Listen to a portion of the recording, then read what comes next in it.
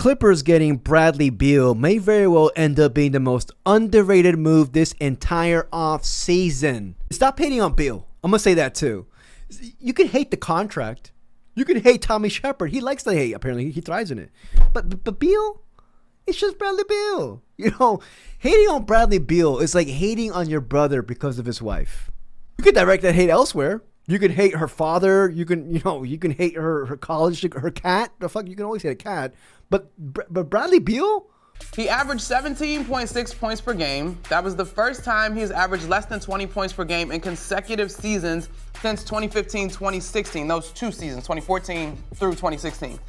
Him playing only 53 games the past two seasons is not ideal. But I don't know why I'm doing air quotes. Everybody does air quotes nowadays. They should do air quotes in freaking court. Yes, Your Honor, I am guilty. But yeah, man, like this move, in my opinion, it's going to serve right to both parties. Bradley Beal and the Clippers. I think they're both going to flourish from this deal. But I feel like there's not that much bad takes and negativity to spread around this move, in my opinion. What does the addition of Bradley Beal do for the Los Angeles Clippers? Nothing. Nothing. I mean, like, I'm just being real here, right? Like, I freaking loathe this man sometimes. I think all the times. He doesn't deserve the name Kendrick. Just call him Perkins. Perkins. That should be his new nickname going forward. Perkins. But yeah, man, this video I want to talk about this move. I'm in the mold where I like Bradley Beal. I've always been a big fan. I do understand the contract and all the hate he got from it, though. I do understand and I acknowledge all that. But, you know, it is what it is. It is what it is. We can agree to disagree. But yeah, if you enjoyed this video, please like and subscribe. I would truly appreciate it. But before I continue, let's state some facts. Let's state some concrete facts regarding this Bradley Beal situation. 1. Beal was never worth that contract. Injury concerns are a real deal, and Bradley Beal playing 90 games total in his final 2 seasons with the Wizards was a huge red flag, and he still got that deal. Horrible. 3. I think we need to call the Federal Bureau of Investigations on Tommy Shepard for giving him that, and also giving him the no trade clause. Yeah, I think in the 90s, I'm a 90s kid. We used to bring those shock pens. I think Tommy Shepard deserves 7 shock pens at once, like that. Just 7. If you go more than 7, okay, you might be a little bit trespassing, but still. And finally, Beal is no longer, or in my opinion, never was a number 1 option. I think we can all agree with that.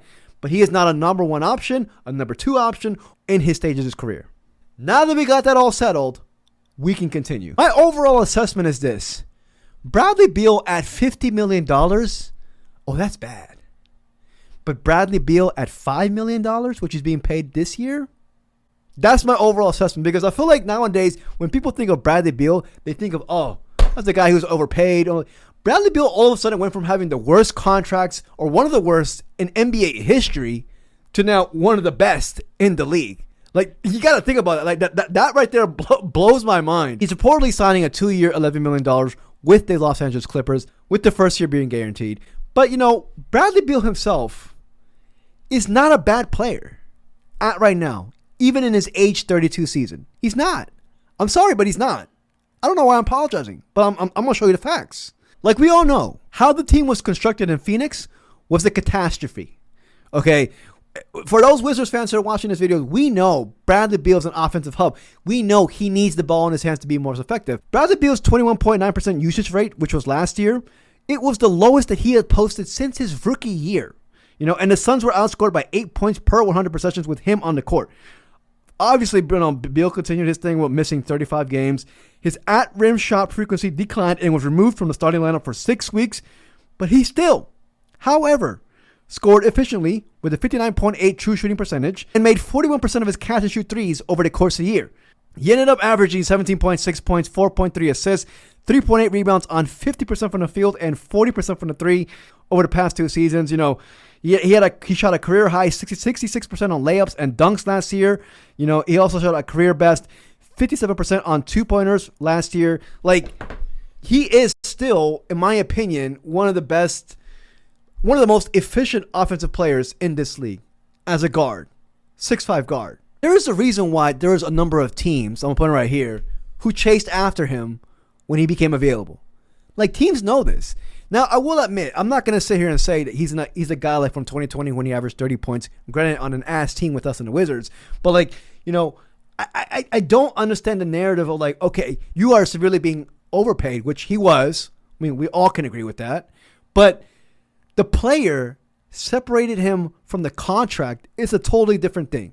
Part of the reason his scoring was down, guys, is he wasn't getting the ball. Now, you can argue whether that was a good decision or not, but he had the lowest usage rate of his whole career. He got the ball more as a rookie than he did last year in Phoenix. But that's whatever. 17 points and 50% shooting at $5 million a year? Yeah. Now we're having a different conversation. And that's what the Clippers did. The Clippers took Norman Powell, a guy that they really liked, but they did not want to give him a new contract because they want to protect their cap space the next 2 years. They turned it into Brook Lopez, John Collins, and Bradley Beal.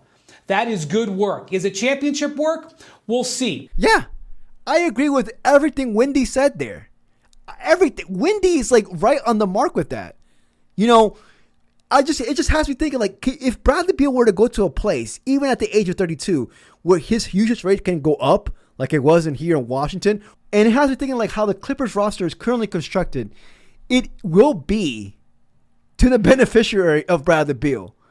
That whole team, like, Bradley Beal replacing Norman Powell, it's going to be a cakewalk for Bradley Beal to be able to replace, and no offense to Norman Powell, who had, you know, borderline all-star year last year, but, like, you know, I'm taking Beal's defense over Norman Powell's defense any day of the week. Come on now. And that's not even saying that much, to be honest with you. But I can definitely see Bradley Beal replicating it, or maybe even doing it a bit more, which will be a lot, this upcoming year with the Clippers. I made this video to be short, but Bradley Beal has a huge chance to shut every hater up. And while I will be rooting for him, I do understand how he got put into the situation. With Bradley Beal, just like, he's going to a place that's perfect for him. Perfect. Obviously, the main thing with the Clippers is going to be injuries. That includes Bradley Beal, obviously Kawhi, age as well. They're all old. But, you know, the Clippers are a viable team this year.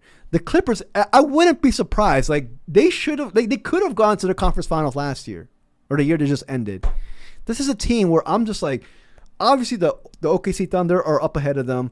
The Nuggets are ahead of them as well. But I'm just like, no. The Clippers could very well be, again, a top 4 team in the West. And, you know, I wouldn't be surprised, dude. I would not be surprised if the Kawhi continues this role. Granted, that's a huge risk. The Clippers can go. I'm not going to jinx it. But think about it this way. The Clippers revitalized Norman Powell's career. The Clippers revitalized freaking Zubac's career. The Clippers revitalized James Harden's career. They have a great system right now. They have a good atmosphere right now. They have a winning atmosphere right now. They got a great coach. You know, they have it all. And Bradley Beal will be a big buffoon to mess it up. That's why Bradley Beal chose this team over other teams, including the Lakers, because he sees something. He saw something in them last year in the playoffs, and I think they're seeing something in him as well. I think most NBA nerds think, and they already see, Bradley Beal's play has not fallen off. What has fallen off is his usage rate. Hey, man, I'm rooting for Bradley Beal. Hopefully he proves and makes sure that, you know, he doesn't freaking make me look like a dumb dick. Anyways, man, I'm ready to look like a dumb dick. You know, I got a freaking haircut yesterday, actually. And, like, you know, this asshole, like, puts me away from the mirror, so I couldn't even see shit. And then he's over here talking to me about, like, how he collects Pokemon cards. And I turned around and was like, motherfucker, you cut it short. You cut it too short. I look like a freaking egg. And then he starts yelling at me in Vietnamese. I'm yelling at him in freaking Spanish. I'm just like, bro, if you enjoyed this video, please like and subscribe. I truly appreciate it. Till next video. Peace, y'all.